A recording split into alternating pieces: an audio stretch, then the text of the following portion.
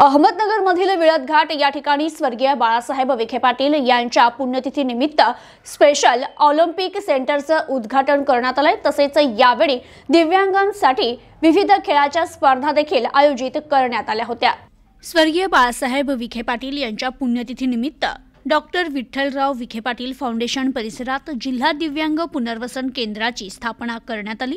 Special Olympic Ahmednagar जिल्हा अध्यक्ष म्हणून धनश्री विखे पाटील ही जबाबदारी अगदी यशस्वीरित्या पार पाडतील असा मला विश्वास आहे, असं मत खासदार डॉक्टर सुजय विखे पाटील यांनी मांडलं। विळद घाट येथे दिव्यांगांसाठी आयोजित करण्यात आलेल्या विविध खेळाच्या स्पर्धा संपन्न झाल्या। या ठिकाणी ते बोलत होते। स्पेशल ऑलिम्पिकच्या महाराष्ट्राच्या अध्यक्षा डॉक्टर मेधाताई सोमय्या यांच्या हस्ते स्पेशल ऑलिम्पिक सेंटरचं उद्घाटन करण्यात आलं। यावेळी त्यांनी संबंधित केंद्राची पाहणी करत उपस्थित दिव्यांग बंधू भगिनींशी आपुलकीने संवाद साधला। तसेच आयोजित केलेल्या स्पर्धेबद्दल धनश्री विखे आणि कुटुंबियांचं कौतुक केलं।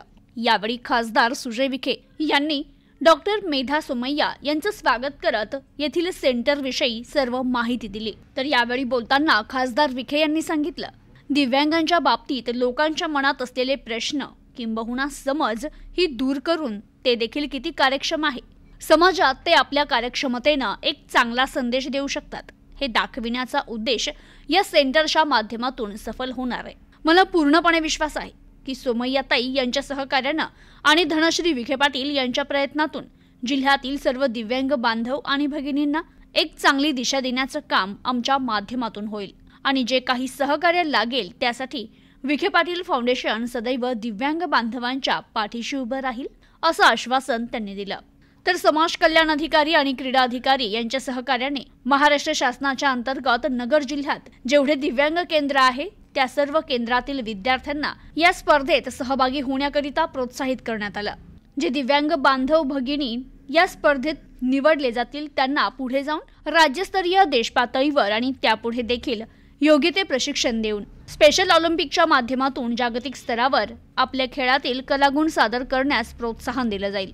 या सर्व प्रक्रियेत आपली ही संस्था या दिव्यांग खेळाडूंच्या सोबत राहणार, असं मत खासदार विखे यांनी मांडलं।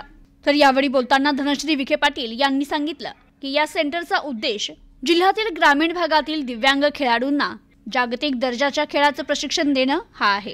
विशेष म्हणजे येथे सहभागी होणाऱ्या खेळाडूंना फक्त खेळाचंच प्रशिक्षण नव्हे तर फिजिओथेरपी, संतुलित आहार, वैद्यकीय सेवा आणि इतर गोष्टींची सेवा देखील तज्ञ प्रशिक्षक यांच्याकडून देण्यात येणार आहे आणि प्रत्येक वर्षी जिल्ह्यातून कमीत कमी 20 दिव्यांग विद्यार्थ्यांना जागतिक आणि देश पातळीवर पाठविण्याचा आमचा मानस आहे, असं त्यांनी बोलून दाखवलं।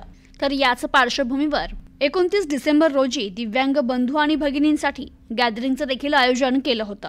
विशेष म्हणजे अशा स्वरूपाचा हा कार्यक्रम जिल्ह्यात पहिल्यांदाच साजरा होत असल्याने विशेष आनंद होत असल्याचं देखील त्यांनी यावेळी बोलून दाखवलं। प्रतिनिधी अनिकेत गवळी, न्यूज टुडे 24, अहमदनगर।